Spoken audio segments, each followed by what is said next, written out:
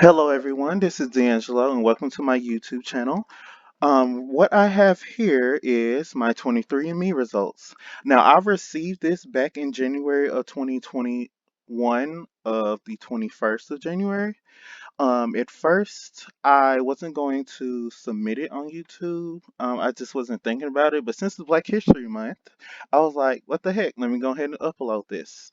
So what I have here is my 23andMe results. What got me interested in doing 23andMe is I was always fascinated a couple years ago when I first saw it and the science behind it. And I never knew a lot about myself or my ancestry, both on my mother's side and both on my father's side. I knew my grandmothers, but not really anything above that, not cousin wise. I knew my aunts, but not a lot. We just don't talk about our family that much. So I was like, let me do 23andMe just to get to know my DNA code and my DNA history. So right here I have my ancestry results for 23andMe, and let's get into it.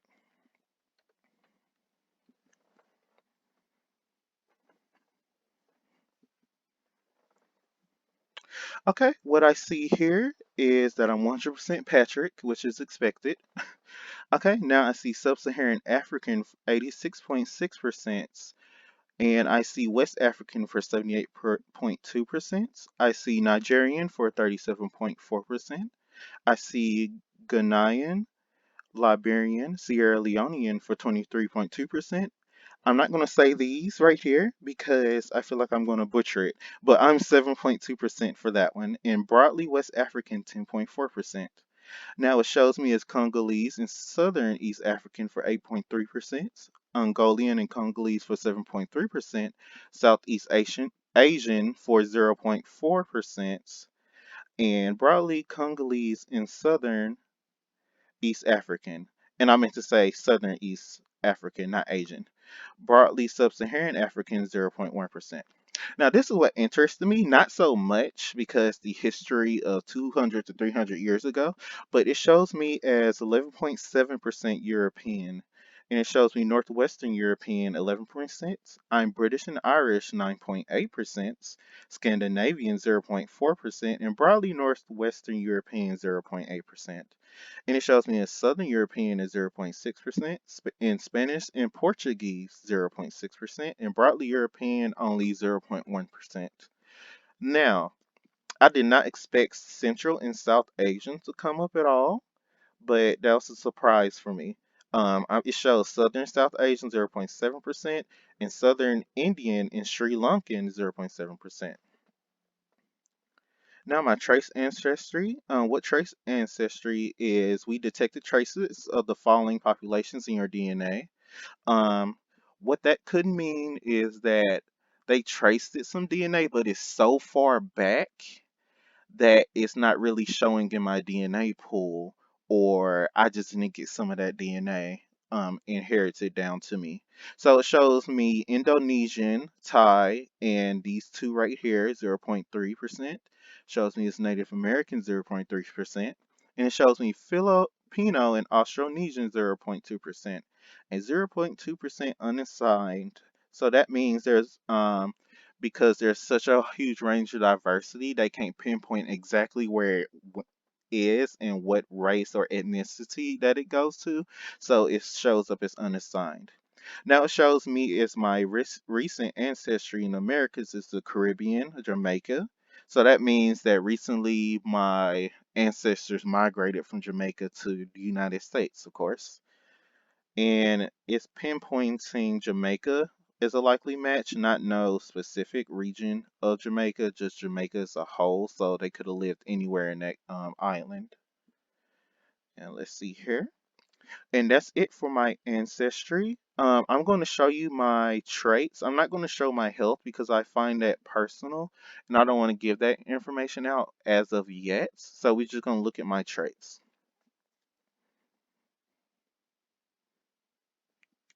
Okay, and we're starting with back hair. Okay, it shows me 59% chance I have little or no back hair, which is true. I don't have any back hair at all. The only hair I have is on the back of my neck, but no back hair. Bald spots. 92% chance that you do not have a bald spot, which I do not, and thankfully for that, I was fortunate to have a whole head of hair, which I have an afro as you see on my picture. And it shows me as 56% chance that I do not have dimples, which is true. Cleft chin, 71% chance that I do not have a cleft chin, which is also true. 69% chance that I had dandruff, which I'm not actually sure because I never seen dandruff on my head. I never seen any flakes coming off my head. So if I did have dandruff, I either didn't notice or have such little that it's just not noticeable. Now it shows 70% chance that I have detached earlobes, which I do. That's correct. Early hair loss, 81% chance that I will not experience hair loss or a thinning before the age of 40. And thank goodness for that because I love my hair and I do not want it to go anywhere anytime soon. I'm trying to plan on growing it out. My hair, it doesn't look exactly like the picture that I have. I still have an afro, but it's not like a fade on the sides of my hair. It's all growing out evenly now. Now, earwax type. I have wet and sticky earwax, which I do, and I clean my ears often because I don't like them to be clogged up in any shape or form. Eye color, 91% chance I have dark brown eyes, which I do. Chance of light brown eyes is 7%, and everything else is 1%. Finger length ratio. Ring finger is longer than your index finger, which is not true. My index finger is, wait. Wait. Yes, it's true. My ring finger is way longer than my index finger. Okay. Freckles. 84% chance that few, if any, freckles, which is correct. Hair photo bleaching. 59% chance that you do not experience hair photo bleaching, which I do not. If I go out in the sun, my hair is brown. It doesn't get any lighter than that at all. Hair texture. 45% of slightly wavy hair, 24% straight hair, and 20% wavy hair, which is all true. I do not, if barely have any curls at all. Like my hair is straight and wavy, but it's in an afro type, as you see in my picture on YouTube. Um, Skin color. Well, not skin color, hair color. Light or dark hair. 67% dark brown hair, which is true. 16% black hair. 50% light brown hair. 2% dark blonde hair, and 1% light blonde hair. Newborn hair, 55% chance you had lots of hair at birth, which I did. Vaguely remember, but I do have a picture of me when I was an infant just being born and I had hair on my head. Red hair, 99% chance that you do not have red hair. I would look so awkward if I had red hair with a brown skin. But skin pigmentation, 58% chance of light brown skin. 37% chance of dark brown skin, 3% chance of light beige skin, 2% chance of olive skin, and the rest is 1%, less than 1%. Now, I do have light brown skin, but the sun, it's where the sun don't shine technically. So, my face is darker than my body. If you see on the parts that doesn't get sunlight, it's way lighter than my face at the moment. Stretch marks, 60% chance that you have stretch marks, which is true because I have stretch marks on my forearm and on my shoulders as well. Toe length ratio, 55% chance you have a longer second toe, which is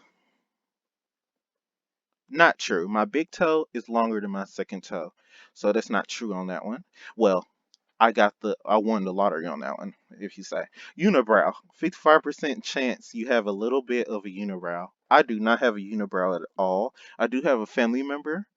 I won't say a name or if they're my siblings or not, but she has a unibrow, not a lot, but just a little bit. Widow's peak, 64% chance you do not have a widow's peak. I do have a widow's peak, so I'm in the 36%. Okay, that's it for the physical traits. Let's go to the taste and smell. Okay, asparagus odor detection. Likely can't smell. I actually can smell asparagus. Bitter taste. Likely can taste. I can taste bitter. Cilantro taste aversion. aversion, whatever. Slightly higher odds of disliking cilantro. It also says cilantro has a soapy taste. I had some cilantro at Patillo's, a Latin Tex-Mex restaurants, and it tasted like dish soap, like unbelievable. I was like, okay. Ice cream flavor preference. Most likely to prefer vanilla over chocolate ice cream. Sweet versus salt, which is true, by the way. I do like vanilla. I hate chocolate. I like some types of chocolate, but not a lot of chocolate. Sweet versus salty. Likely prefer salty. Yes, I love salty. I don't like candy. You would never see me walk into a store and buy candy on a daily or any snacks that involve sweetness. I love savory foods more than I love sweet foods. Okay, that's it for taste and smell and weird and wonderful. Ability to match musical pitch, 50-50% chance. It says I have ability to match musical pitch on a T. I was in choir and I was in band and I had no issues with that whatsoever. Bunions likely less than average than to have a bunion, which is correct. Fear of heights, less likely than average to be afraid of heights. Now, this might be true, but I never really went up on top of anything. So I wouldn't tell you. But if I feel like if I was in survival mode or if the time came to it, I wouldn't really be scared of heights. Fear of public speaking. Less likely to have fear of public speaking. I believe that's not true because as my YouTube videos, I do know commentary because I have a slight fear of talking, even if it's over video or over the phone or anything. I have a slight fear of talking. I'm anxious at times, but when it comes down to it, I can speak with confidence. Flat feet, more likely than average to have flat feet. Yes, I do have flat feet, but it's not that apparent, but it is there. Hair thickness, less likely to have thick hair. I do have really thin hair and it breaks, so I try to take care of my hair as much as often. Because it gets so thin and when it dries out, it's prone to breakage a lot. Misophonia, less likely to hate chewing sounds. No, I don't hate chewing sounds. You can chew anytime, but just don't go spitting everywhere and whatnot. My sister hates smacking sounds, but it doesn't really bother me that much. Mosquito bite frequency, less likely bitten as often as others, which is true. I do get bit. I used to live in the country area and I used to get bit 24/7. Motion sickness, less likely to experience motion sickness, which is true. I don't experience any car sickness or any sickness of that nature at all. Photic sneeze reflex. Likely no photic sneeze reflex. That's true. When I look at the sun, I do not have the tendency to sneeze or anything of that nature, or any bright lights. Wake up time, likely to wake up around 8:55 a.m., which is, I would say, true because right now I have to get up before 8 o'clock to go to work. But I usually go to sleep around 2 a.m. and wake up at 12 p.m. when wasn't working. But yes, I do wake up around 8 at least now. Okay, that's it for my ancestry and for my traits, physical, taste and smell, and weird and wonderful. I thank you all for watching this video and listening to me talk for my first commentary. And I'm so grateful. So please comment, like, subscribe, and tell me how I did. Give me positive and even negative feedback. Again, y'all have a wonderful day, and I'll see you guys later.